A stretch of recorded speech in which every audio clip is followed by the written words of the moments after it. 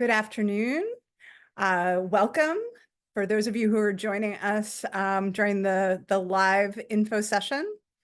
Certainly glad that you could be with us here today.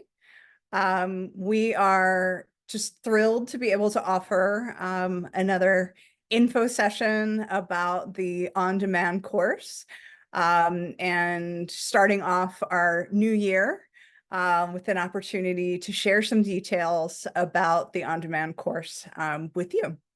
So my name is Kira Rizzuto, and I use she, her pronouns, and I am joining from my home office here today. But we are an organization, ArtsEd New Jersey is an organization that is based in Burlington County and serving the whole state. So if you're not familiar with our work, just take a moment to describe that our work is accomplished through a collective impact model, which is to say that we can only accomplish our goals for a strong arts education ecosystem in our state with our partners. And through those partnerships, we have been able to really bring a lot of professional learning throughout the state on a number of really key topics through the years.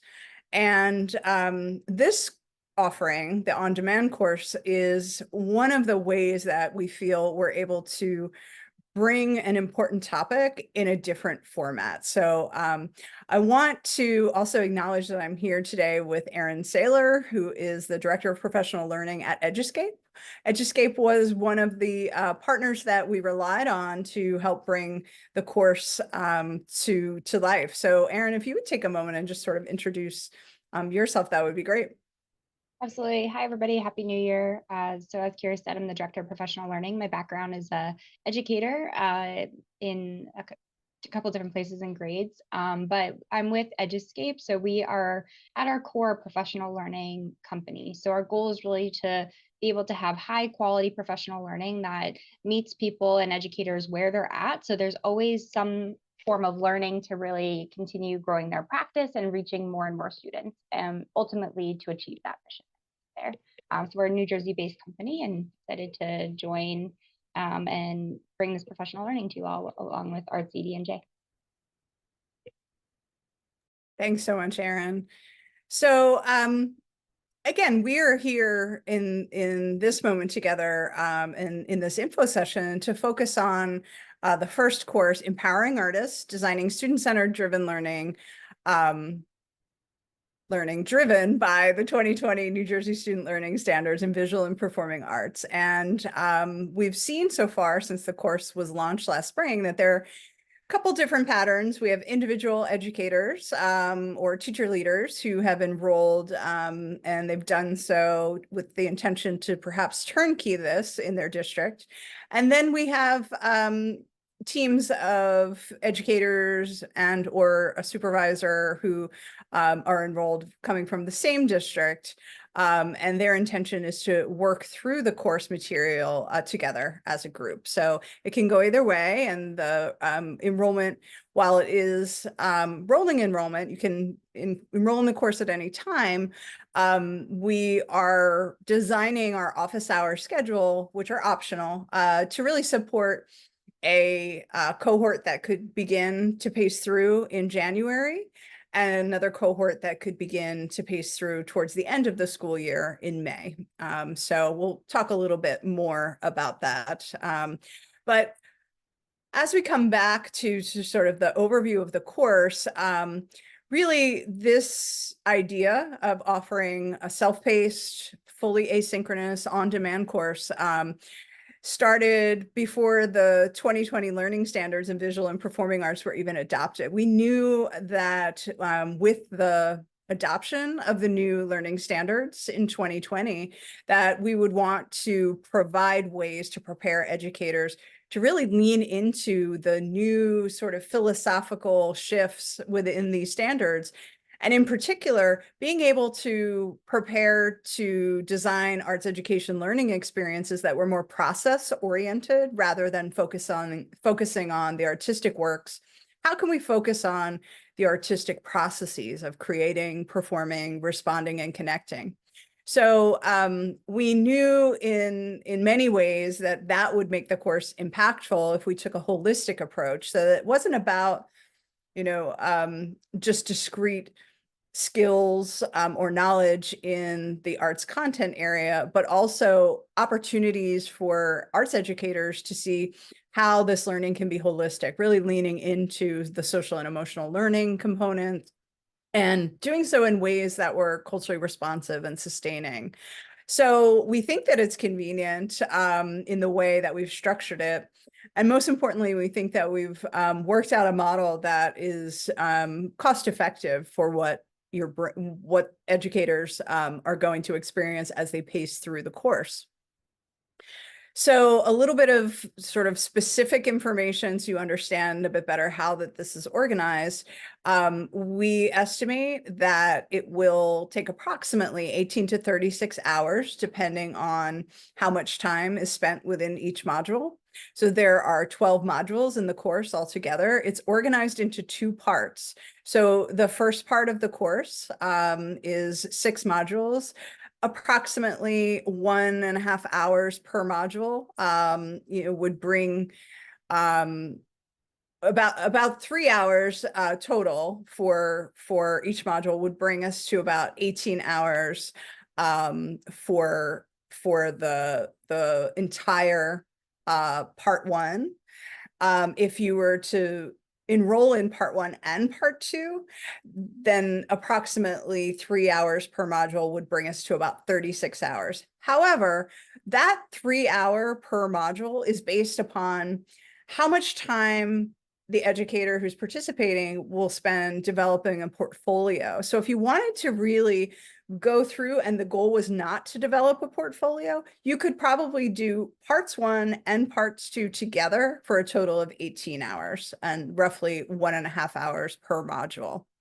At the end of each part, there are two different ways to earn the certificate of participation. If you've purchased both parts and plan to participate in part 1 and part 2, at the end of each part, there is a evaluation. And once the evaluation is completed by the participant, then there's a certificate of participation that's generated. Again, part of the course offering is an optional office hour